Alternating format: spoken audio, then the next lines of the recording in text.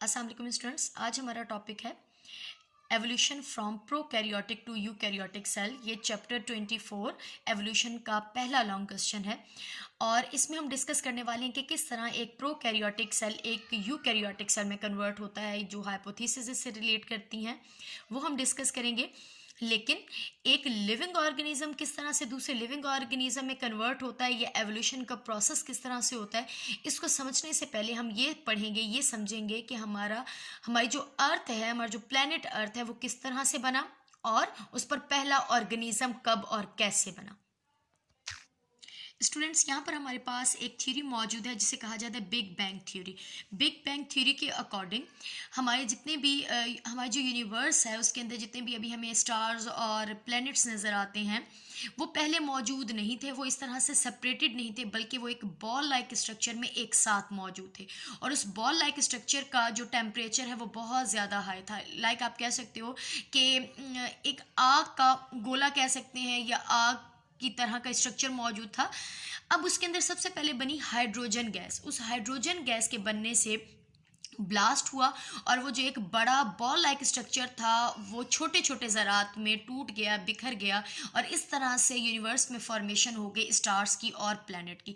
यानी कि कहा यह जाता है कि तकरीबन 12 बिलियन ईयर्स पहले हमारी अर्थ की फॉर्मेशन हुई। और किस तरह से हुई, एक यूनिवर्स में जो एक राउंड बहुत ही हाई टेम्परेचर रखने वाला एक बॉल लाइक स्ट्रक्चर था उसमें ब्लास्ट हुआ और ब्लास्ट से उसके छोटे छोटे ज़रात बिखर गए यूनिवर्स में।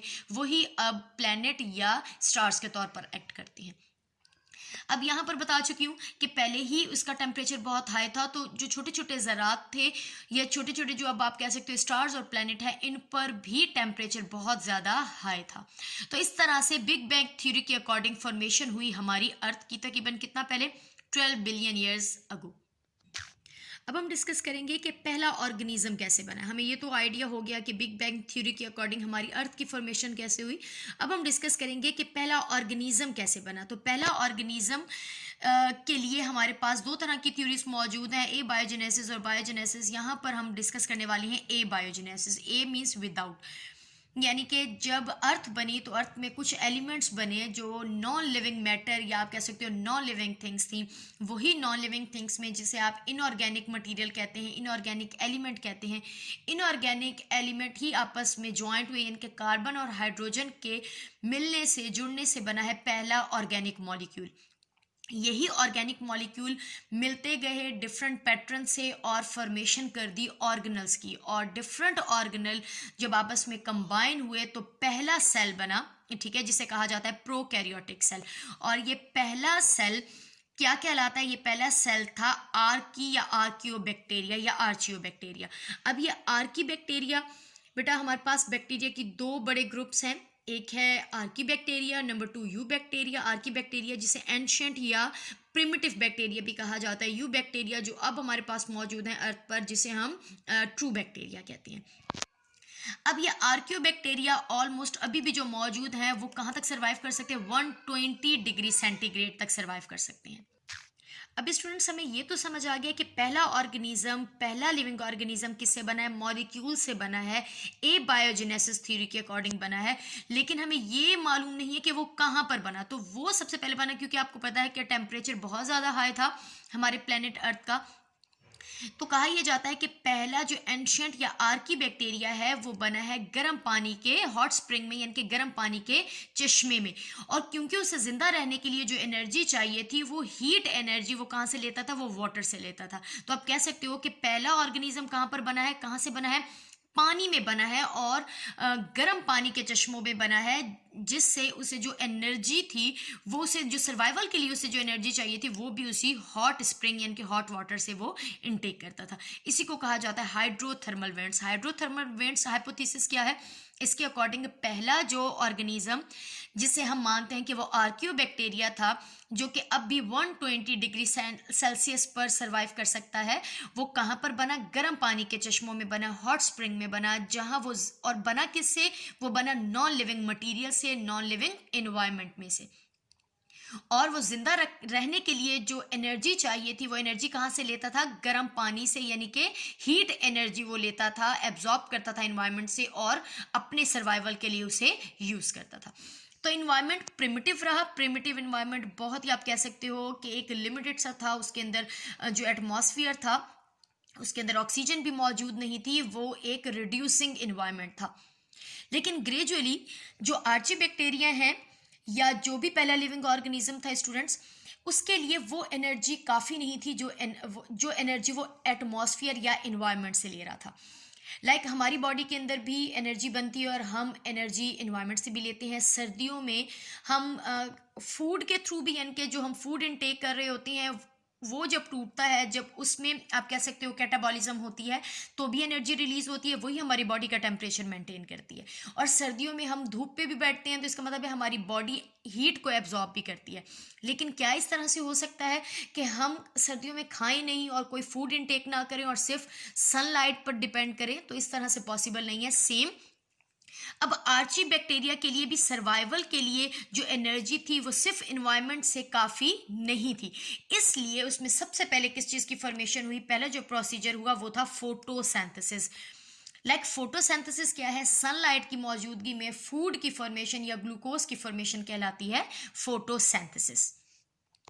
सबसे पहले जो फोटोसिंथेसिस यानी कि जो फोटोसिंथेटिक बैक्टीरिया थे वो कार्बन डाइऑक्साइड, ठीक है, और क्या यूज़ करते थे? हाइड्रोजन सल्फेट यूज़ करते थे, जिसमें से आप कह सकते हो कि क्या किसकी फॉर्मेशन करते थे? ग्लूकोज की। आपको पता है ग्लूकोज के लिए क्या चाहिए? कार्बन, हाइड्रोजन और ऑक्सीजन। तो कार्बन और ऑक्सीजन उन्हें कहाँ से मिलती थी? कार्बन डाइऑक्साइड से। लेकिन हाइड्रोजन के लिए वो क्या यूज़ करते थे? हाइड्रोजन सल्फाइड, जिसमें से क्या रिलीज होता था? सल्फर रिलीज होता था। ये कौन थे? ये प्रिमिटिव ऑर्गेनिज्म थे। ग्रेजुअली यानी कि अब फोटोसिंथेसिस होने लगी, ग्लूकोज बनने लगा, फिर ग्लूकोज को तोड़ने के लिए कुछ एंजाइम्स यूज करने लगे, ठीक है, और क्या करते रहे? रिस्पायरेशन करते रहे। अब सबसे पहले ऑर्गेनिज्म बना और वो किस पर डिपेंड करता था? गर्म पानी पर डिपेंड करता था, हीट एनर्जी पर डिपेंड करता था। उसके बाद वो एनर्जी उसके लिए काफ़ी नहीं थी तो वो खुद फोटोसिंथेसिस करने लगा, लेकिन वो वाटर के बदले में क्या यूज करता था? हाइड्रोजन सल्फाइड यूज करता था और रिलीज क्या करता था इन्वायरमेंट में? सल्फर। लेकिन ग्रेजुअली हाइड्रोजन सल्फाइड के बदले में वो क्या यूज करने लगे? वो वाटर यूज करने लगे। हाइड्रोजन सल्फाइड के बदले में क्या यूज करने लगे? वाटर यूज करने लगे। जब वाटर का यूज करते थे ग्लूकोज को बनाने के लिए तो क्या रिलीज होता था? ऑक्सीजन रिलीज होता था। ऑक्सीजन जब रिलीज होने लगा एटमॉस्फेयर में तो इस तरह से जो एटमॉस्फेयर था, ये जो एनवायरनमेंट था, वो कुछ हद तक बैलेंस होने लगा। कैसे बैलेंस हुआ? पहले वो रिड्यूसिंग एटमॉस्फेयर था और अब वो ऑक्सीडाइजिंग एटमॉस्फेयर बनने लगा। साथ में जब काफ़ी सदियों तक यही ऑक्सीजन रिलीज होती रही तो वो हमारी प्लेनेट अर्थ के इर्द गिर्द जमा होना शुरू हो गई और किसकी फॉर्मेशन हुई? ओजोन लेयर की फॉर्मेशन हुई। बेटा यहाँ पर जो फोटोसिंथेसिस हुई थी, चाहे वो इस केस में या चाहे वो इस केस में थी, तो जो सनलाइट थी वो कौन सी एब्जॉर्ब होती थी? अल्ट्रावायलेट रेज एब्जॉर्ब करते थे और किसकी फॉर्मेशन करते थे? ग्लूकोज की। तो ग्लूकोज की फॉर्मेशन सनलाइट की मौजूदगी में कहलाती है फोटोसिंथेसिस। फिर इसी ग्लूकोज को तोड़ते थे ऑक्सीजन की गैर मौजूदगी में और करते थे एनएरोबिक रिस्पायरेशन और उससे बनवाते थे एटीपी और खुद को सरवाइव करवाते थे। लेकिन ग्रेजुअली जब वो टर्न करते हैं वाटर पर, यानी कि वो वाटर को अब यूज करने लगे एज हाइड्रोजन इलेक्ट्रॉन, अब इसके लिए जब ऑक्सीजन रिलीज होने लगी तो ओजोन लेयर की फॉर्मेशन हुई। ओजोन लेयर ने अब फिल्टर करना शुरू कर दिया अल्ट्रावायलेट रेज को और सिर्फ वही रेज हमारे अर्थ पर आने लगी जो हमारे लिए इंपॉर्टेंट थी और जो आप कह सकते हो हार्मफुल नहीं थी। तो ऑक्सीजन के रिलीज होने से दो तरह के एडवांटेज हुए। पहला एडवांटेज ये कि एटमॉस्फेयर बैलेंस हो गया जो कि रिड्यूसिंग था, अब ऑक्सीडाइजिंग हो गया। नंबर 2, ओजोन लेयर की फॉर्मेशन हुई और जो अल्ट्रावायलेट रेज है वो अब हमारे अर्थ पर नहीं पहुंचती थी। तो आप कह सकते हैं कि प्लेनेट अर्थ ज़्यादा फेवरेबल हो गया लिविंग ऑर्गेनिज्म के लिए। तो अर्थ की फॉर्मेशन के बाद जो पहला प्रोकैरियोटिक सेल बना वो बना 3.5 बिलियन ईयर्स पहले और पहला यूकैरियोटिक सेल बना 1.5 बिलियन ईयर्स पहले। तो बेटा ये एमसीक्यूज के क्वेश्चन है।